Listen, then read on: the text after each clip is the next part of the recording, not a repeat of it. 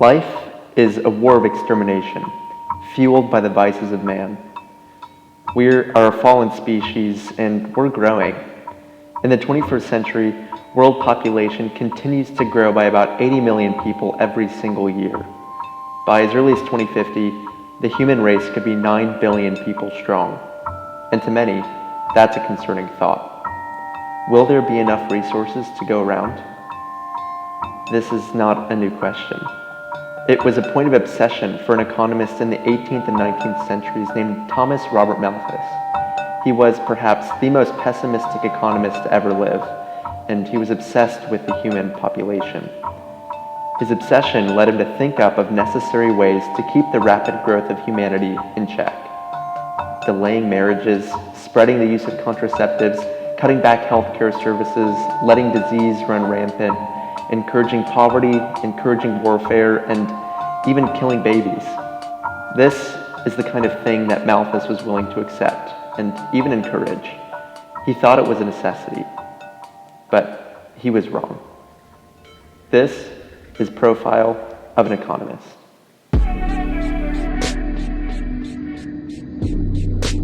This episode of Profile of an Economist is brought to you by Economic Thought and Practice, Econ 311, Section A. Directed by Dr. Paul Mueller, music by XXYYXX, Trent Reznor, Andy Hull, and Robert McDowell. I'm your host, Michael Martinez, and this is Episode 1, Thomas Robert Malthus.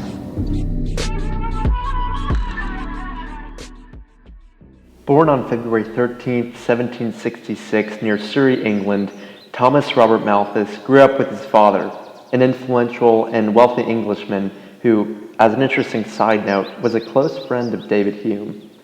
Malthus received a formal and private education from his father at home until he moved to Cambridge's Jesus College, where he earned his master's degree in 1791.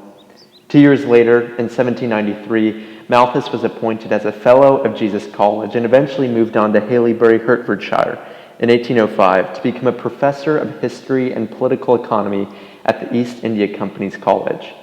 By 1834, Malthus was elected to be a Fellow of the Royal Society, a member of the Political Economy Club, and a co-founder of the Statistical Society of London.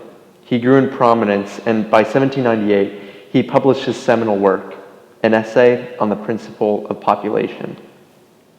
His central argument rested on the observation that food production increased at a slower rate than human population growth, meaning that humanity would never be able to sustain itself without keeping its population in check. The Malthusian trap, as it came to be known, meant that the pursuit of social happiness or anything close to it was all for nothing. Life was a slow crawl to death. Because he found human growth to be unsustainable, he was interested in finding out which economic choices had to be made to ensure that humanity didn't die outright. War, disease, and infanticide, in the eyes of Malthus, were viable ways to keep us in check.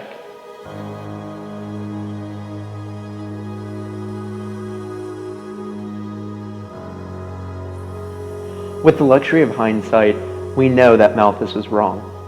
He never would have been able to imagine a world with 7.5 billion people like the one we live in today. Thanks to human ingenuity, food production and resource sustainability continue to scale with increasing population growth. The technological, medical, and agricultural advancements that allow us to keep moving forward have changed the planet forever.